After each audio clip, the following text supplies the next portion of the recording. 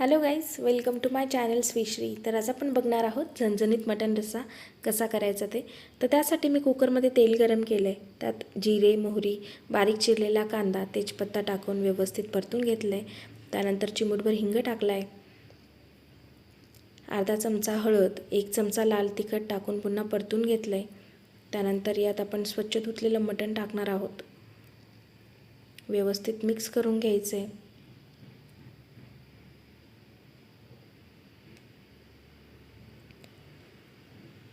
त्यानंतर चवीनुसार मीठ टाकलं आहे. पुन्हा परतून घेतलं आहे.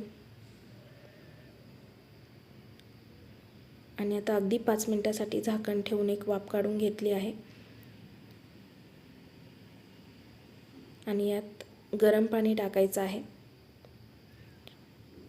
आपल्याला जितकं सूप हवं आहे तितकं गरम पाणी टाकू शकतो. म्हणजे भाजीला रस्सा किती हवा आहे त्या अंदाजानुसार पाणी टाकून व्यवस्थित शिजवून घ्यायचं. त्यानंतर बारीक चिरलेली कोथिंबीर टाकून कुकरच्या 5 ते 6 शिट्ट्या घेऊन मटण शिजवून घेतलं आहे. त्यानंतर मसाल्याची तयारी करूयात. तर त्यासाठी पॅनमध्ये तेल गरम करून त्यात बारीक चिरलेला कांदा सोनेरी होईपर्यंत परतून घेतला आहे. त्यानंतर यात अर्धा कापलेला टोमॅटो टाकला आहे, तो पण परतून घेतला आहे. आणि 2 चमचे साबुत धने टाकून ते पण परतून घेतले आहेत. आता भाजीच्या वाटणासाठी मिक्सरमध्ये मी अर्धी वाटी खोबरं भाजून किसून ते टाकून घेतले. त्यानंतर लसूणच्या 10 ते 12 पाकळ्या आपण जो कांदा, टोमॅटो आणि थोडे साबुत धने भाजले होते त्याच्यात टाकलेत. त्यानंतर अर्धा इंच आल्याचा तुकडा किसून इथे टाकून घेतला आहे. त्यानंतर बारीक चिरलेली कोथिंबीर टाकून मिक्सरमध्ये बारीक याचं वाटण काढून घ्यायचं आहे. त्यानंतर कढईत तेल गरम करायचं आहे. त्यात जिरे, मोहरी टाकून घ्यायचं आहे. त्यानंतर अर्धा बारीक चिरलेला कांदा इथे टाकला आहे. व्यवस्थित परतून घ्यायचं आहे. त्यानंतर मिक्सरमध्ये जे बारीक वाटण काढलं होतं ते इथे टाकून घ्यायचं आहे आणि सर्व मसाला व्यवस्थित परतून घ्यायचा आहे. आता यात आपण 3 ते 4 तेजपान टाकणार आहोत.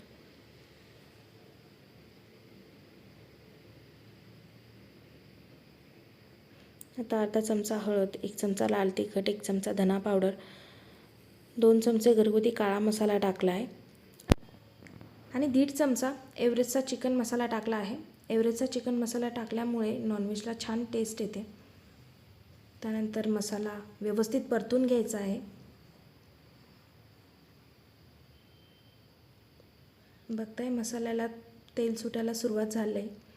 आता यानंतर मटणचं थोडं सूप टाकून मी भाजीला व्यवस्थित तरंग आणून घेते. तर तरी येण्यासाठी थोडं पाणी किंवा सूप घालत जायचं आणि तरी तयार करून घ्यायची. आपण जर सर्व सूप एकाच वेळेस टाकलं तर भाजीला तरंग कमी येते. तरंग येण्यासाठी थोडं पाणी किंवा सूप घालत जायचं.